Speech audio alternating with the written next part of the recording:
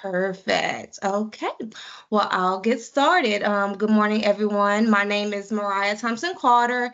I'm with the Statewide HUB Program. I am the marketing coordinator for the Statewide HUB Program. So I am the go-to with the HUB program. So if you are new, as a new HUB certified vendor, you want to know how to utilize your HUB certification, or maybe you want to become a HUB certified vendor, you can contact me and I can help you and assist you on how to get HUB certified. So again, I am the go-to person that you can contact regarding your HUB certification. Okay, so let's talk about the online certification system process. So again, I know Portia, thank you again, Portia, because she did an amazing job talking about the process and a lot of different things about the certification process. But we'll go into a lot of the different details when it comes to the portal, the statewide HUB system portal. So vendors will complete their application and upload supporting documents within the portal. Once the application is completed, then you will have access to submit the application. So again, anyone who's looking to renew your certification, you can renew your certification 6 months prior to your original certification expiration date. The certification applications will be reviewed and approved online. So again, back in 2021 and prior to that, we were doing only paper applications. We no longer accept paper applications. We will shred them. So again, the only way for us to be able to review your application is through our system. The certified vendors can enter their profile and print their HUB certification. So again, once you are approved for your HUB certification, we are no longer emailing or mailing the certification to you. You can go into the system and you'll be able to print and save the copy of your HUB certification. Again, you get your free profile directory where you'll have where our HUB coordinators and our state purchasers will be able to find you and see that you are HUB certified.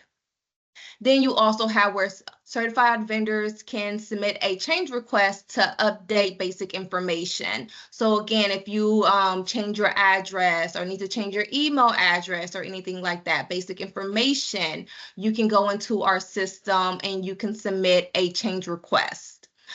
Compliance desk audits are reviewed and completed online. So anything that we do within our audit in our office for the Statewide HUB program when it comes to compliance, whether it's doing your application or even preparing ourselves for our on-sites where our auditors visit either in person or virtually, again, we review all the details through the portal.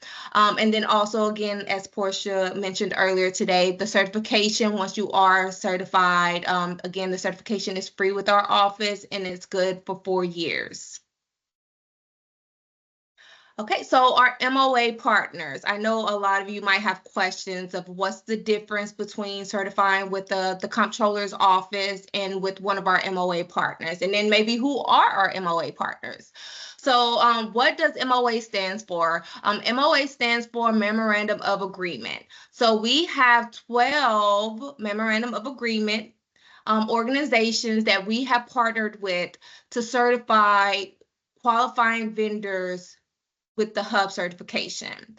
So with the qualified, with our MOA partners, how they determine qualification. So again, with our MOA partners, they certify qualified vendor small businesses with the federal certification as the disadvantaged business enterprise, that minority business enterprise, or the woman business enterprise. Again, these are federal certifications that our partners certify you for federal certifications in order to be able to connect and network and do business with corporations, federal projects, and even private sector projects. And then again, if you qualify for one of their certifications, usually their certification, their qualification and eligibilities are similar to the HUB. So what they do, they look at the check boxes to make sure that if you qualify for the MBE certification, do you qualify for the HUB certification? And if you do, they can add that certification on, as it is free. The HUB certification is a free certification. So you would not be paying for the HUB certification through our MOAs. You're actually paying for either a membership to be a member with them, or you're paying for a certification packet where you're getting the federal certifications and they're including the HUB certification as an add-on, as an additional one. Again, the difference with us, the Comptroller's Office, and our MOA partners is, again, their processing time might be different. So again, some of our partners, they only certify their members, or they might, some of our MOAs are like the city of Austin, the city of Houston, where you can easily just walk in and you can request the HUB certification. But again, their processing time is different. You would not go through our system to submit an application for our MOA. So if you are interested in receiving the HUB certification and other federal certifications, we do encourage you to look into our MOAs where you can get all at the same time. And then, just like Portia stated earlier today, with our MOAs, depending on how long the certification is good for, they look at, when they're processing the certifications, all these certifications, the federal and the HUB, they usually do it where they can renew all certifications all at once at the same time, versus having each one have different expiration dates. So that's why our MOAs, they're different when it comes to how long is the certification good for, when it comes to years, the 6 months up to the 4 years, because of their federal certification expiration dates. And then again, this will be something great for anyone that is looking to get your federal certifications. We do encourage you to look into our MOA partners. You can find more information on our website. So on our website, we do have all of our MOAs listed. We have their website, we have their contact information. So please, if you're wanting to go through our MOAs, please look on our website, go to their website, so you can see exactly their processing time, or their process of how they HUB certify small businesses. Okay, so next we'll talk about preparation. So again, if you're not going through our MOA partners, you're wanting to go through our office, the Comptrollers of Public Accounts office, then you want to prepare yourself for the application. And when I say prepare yourself, is usually I'm saying gather your documents, because what happens a lot of the time is vendors, it might can take you months to gather just one document. Maybe you have to call the IRS, maybe you have to call your CPA to get your federal tax returns. Again, you definitely want to make sure you have all your documents together, because what happens is once you get your documents together, you will need to upload them or fax them to get them uploaded into the system. And again, we'll go over that shortly, but again, it's very important to gather the documents. If you are wondering, okay, what documents do I need to submit beforehand? You can go to our website, texasforhubs.org, underneath the HUB Forms and Reports link, and then the link is also at the top. You can go there and you'll find the different business structures. We have 5 business structures: sole proprietorship, partnership, corporations, LLP, and LLC. So each business structure will have its own checklist, and then it'll have its own affidavit. So what the affidavit is the affidavit is for anyone who is a brand new business, like never filed a federal tax return. Instead of you uploading your federal tax returns, you will submit an affidavit stating that you are a brand new startup business and you have never filed a tax return, federal tax return. So again, you can find those documents on our website. Another document you can find on our website is the statement of eligibility. Whether you are a brand new applicant or a recertification or renewal HUB vendor, you will need to submit the statement of eligibility each time. So it's good for you, for anyone who is renewing, you can go get that document on our website, sign it, upload it, and that is one of your required documents. Again, you can find more information and find these documents on our website to prepare you for the application. Okay, so where do you go to start the application? The portal, the Statewide HUB Certification Portal. So our certification portal is the Texas Statewide HUB system. You can find our portal on the website texashub.gov2g.com. Again, once you're there, this is our homepage. If you are a previous user, you can easily sign in and able to renew your certification or submit your request change. But if you are a brand new applicant, or you're not for sure if you don't know if you have a certification, or if you don't know if the company has even a record, then I would suggest going to account lookup and forget password just to verify. And then also you can always click on the apply and renew, and it gives you those same options. Now, anytime if you're in the system and you're needing system support, you can contact support at the top, and that will go to the system support team, or it will fall down to our team, the Statewide HUB team, where we can answer those inquiries.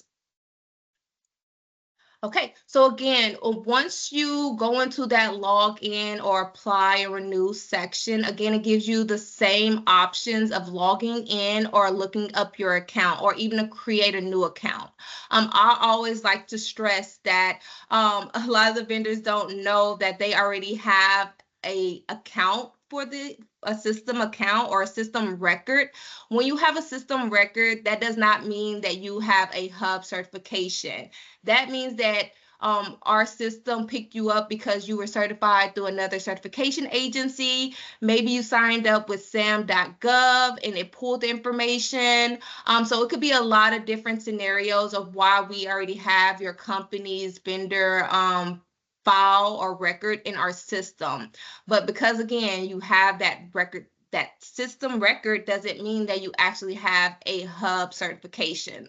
So I do want to point that out. So again, look up your account just to verify to see if the company has an account first before you go to create a new account. And then I do want to stress, if you are going through one of our MOAs, you do not have to sign in to renew with our MOA. You will contact the MOA and learn about their recertification process. Or again, if you're wanting to be a new applicant and you want to get certified through one of our MOA's partners, you will go through them to get HUB certified and not through this system. Okay, so we'll go into how to create your account, or even how to look up an account. So first, you will have to input your federal tax ID number. When you do that, you will look up the account. It will state if you have a record already on file with us, or and it will say it, and it'll give you the email where you can go and do the forget password, and you'll be able to access the system. Anyone else, if it says that you do not have a record, that is fine. Just continue the process on to section 2, 3, and 4. It's just saying that your company does not have a record in our system. So again, continue on the process of creating your account. So section 2, you're entering your business information. So again, you're entering in the business name, the DBA name, and you're selecting the company's type. The company type is very important. That is how you, when you get to the system and you start the application, that is how you get the business structure required documents for you to upload. So the correct documents. So again, it's very extremely important that you select the correct one. Also, with this drop down, you'll see a lot of different business structure types. Only 5 company types qualify for the HUB certification. So only corporations, sole proprietorship, partnerships, LLCs, and LLPs are the only company types that qualify for the HUB certification. So you will select one of those 5 on the company type. Okay, section 3, again, you'll enter your business contact information. So email, phone number, mailing address, different information, basic information. And then next, section 4, you have your company contact information. So this is where, again, if you're going to be a user within the system, this is the information that you want to have for the user within the system. And you want to make sure you are thoughtful on who you're giving, letting have access to the application and those documents to submit the HUB application. Also, the password, you definitely want to make sure it's 8 characters long and have a special character in there as well. So for an example, for anyone who is a Batman fan, I put an example as Batman 66, but if you look at it, it's not spelled down as Batman. I use some characters, special characters in there to make it unique, to come out to say Batman 66. Okay, so once you complete those sections, you'll go into where you will save, and then you'll create your account in the system. And then from there, you will have it where you will select next in order to have access to the system. Okay, so once you're in the system, this is our certification portal homepage. So usually if you have any other certification, or once you are HUB certified, you'll see that certification underneath the certification center. But for any of you, again, that are new, that are wanting to apply or renew the HUB certification, underneath the key actions, you can select the renew apply for certification, and that is how you will be able to access the application itself. And then at any time, you can select the home tab over there on the left side to get back to this home dashboard page at any time during the application process. Okay, so next is reviewing HUB eligibility criteria. I say that, but there is a lot of different things that I want to point out on this page, because a lot of people do not like to read. So I like to be the person to say, hey, don't forget, read this, it's important. So again, MOAs, if you are wanting to go through one of our MOA partners, please stop the application process within our system and go to our MOA and ask them how they process the applications. Most of the, all of our MOAs have their own HUB application process. Some might have their own system. So again, you will not go through our system to apply through one of our MOAs. Next thing is, yes, like I said earlier, carefully reviewing the eligibility criteria, making sure that you do qualify for the HUB certification. So again, reviewing them before you start the application. Next is the denial protest process. So if you are ever denied for the HUB certification, you have 30 days from the date listed on your denial letter that you will receive via email, or you can also access that denial letter through our system. And then you will have to submit a written protest request and provide all supporting documents needed to verify each criteria for the qualifications is met. So again, I understand that most people aren't thinking about this when you're starting the application, but again, during the process, 6 months later down the line, if you are ever denied, you can protest. Okay, so let's start with new application process. So for anyone who is new, brand new, never been HUB certified, or you've been certified before, but you've been expired for over a year, you will submit a new application. So what you will select your firm is not currently, again, not currently, or you have never been HUB certified with the state of Texas. You will select that option first, and then it also asks you, is your firm, is it based in Texas? Again, yes. That is one of the criteria. Your business has to be primarily based in Texas. So if your business is, you can select that option, and then it prompts you where you can submit a new HUB application. So beginning the recertification application process. So for anyone who is renewing their application, you will have a selection where you will select, again, current HUB vendors who are expiring, who has 6 months before they expire, or any vendor who expired, but you expired less than a year. You will submit a recertification application. Anyone who expired more than a year will have to submit a brand new application. So just want to state that again. But again, I know these options are a little different, so a lot of people get confused when we talk about the recertification application because of the selection. This selection states your firm is currently certified as a HUB with the state of Texas. So I understand, even though you're expired, you're not currently HUB certified, but again, you can still use this selection in order to get to the recertification application. I do want to point out, if you are going to the recertification application, you select it and you're getting an error, and again, your HUB certification has not expired more than a year, contact our office, and so we can take a look at it, why you're not having access, and then we can give you access to complete the recertification application. So again, do not go complete a new application. Contact our office so we can see why you're not getting access to the recertification application, and we can give you that access if you are not expired more than a year.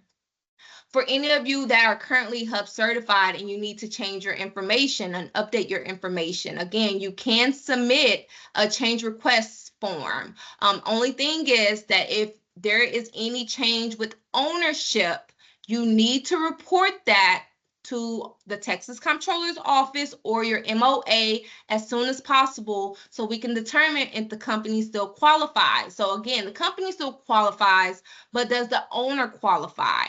And again, we will need documentation. So it's a brand new start over, brand new application process when the ownership changes. So just keep that in mind. You need to report that information to our office. And again, if you have more questions about that, feel free to email us or call us and we can give you more information about that. Okay, so next we're going into the business information and the HUB certification eligibility. So again, you're going to confirm in the top sections where it says company and contact information. Confirm that information is correct. A lot of the times, a lot of the information can get auto-filled, and it even states you can select the information to get auto-filled as well. I do want to point out at the top where it says business name, you do see that there is 2 options.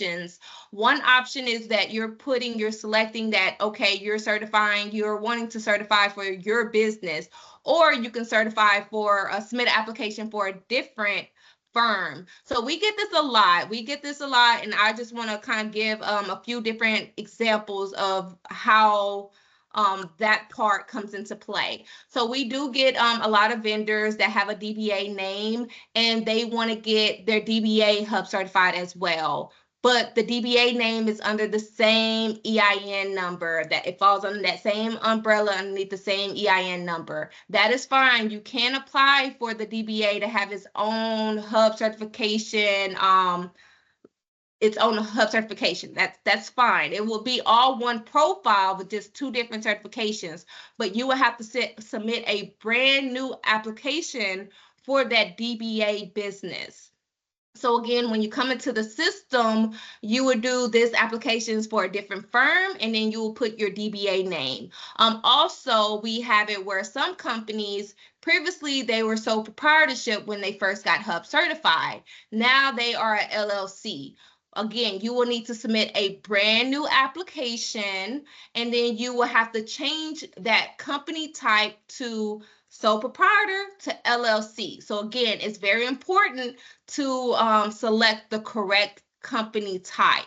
So there's a lot of different scenarios with that. So I'd just like to point that out. When you're applying for either you have another business, your DBA name, or your business structure change, you will have to submit a new application. So pay attention to those things, but you do have those options. Okay, then we go into the eligibility requirements. Again, these are all 6 questions to determine if you are eligible for the HUB certification. If you select no at any time during answering these questions, it would deem you as ineligible, and you would not be able to continue the application process and continue to the application. So just FYI on that as well. Okay, next we're starting the application process. Before we start the application process, of course, you're going to have some terms and conditions and some things that you definitely want to read before you get to the actual application. So I'd like to read a lot of, because again, a lot of people don't like to read, so I like to point some things out. So the first thing I want to point out is when we're talking about the documents, the mandatory documents, the required documents, you will have a checklist. So it's the same checklist that you can get on our website, but it also shows you this checklist in the system. So it says review the items below before beginning the process to ensure you are able to and are comfortable providing the requested information. If you are unable or unwilling to provide the mandatory documents, do not proceed. Failure to submit the attachments without an explanation as to why any such attachment was not provided will result in a delay in processing, and your firm could ultimately be denied the certification. So again, I kind of like to point that out to a lot of people. A lot of people don't skip over a lot of different things and important information. So again, that's very important. We do have vendors who talk about they feel uncomfortable submitting documents. Feel free to contact our office and we can help you with that. We can kind of tell you what you can do. So I know a lot of times on the bank cards, it has the banking number, the account number. When you are uploading that information, I think we only need the last 4 digits. Same for your, I think it's the birth certificate or some other things that you might have that you want to cover up, your social security number. We just need the last 4 digits. But again, contact our office and we can help you with that if you feel uncomfortable with submitting documents. And then again, you can always fax the documents as well, and we'll discuss that later in this presentation. The next thing I want to point out is the terms and conditions right here in this box. In this box, we are basically stating to you that you have 90 days. Once you check that box and hit continue, you have 90 days to complete and submit your application. So again, that is why it's important for you to gather those documents and upload them before you start your application process, because it's, again, depending on if you have to go research to find those documents or call the IRS office or get things mailed to you, you might not have 90 days to gather those documents. So again, do not click on that box unless you have all your documents, or if you know you will have all your documents in place before that 90 days. If you do not submit your application before the 90 days, it will self-delete. You do have 2 weeks to go in and extend it after the during the 90 days. If you feel that, okay, I'm not going to have the documents in within the 90 days, you can extend the 90 days 2 times, and it goes a week. So each one is a week weekly increments. So just FYI on that as well. But again, if you have all your documents and you're ready to proceed, then you will click on the continue, and then you will go again to start the application process. But again, we were talking about documents. So now I'm going to turn this presentation over to Rick Perez, who is the Statewide HUB certification team lead, and he will go over the documents. So Rick, it's all yours.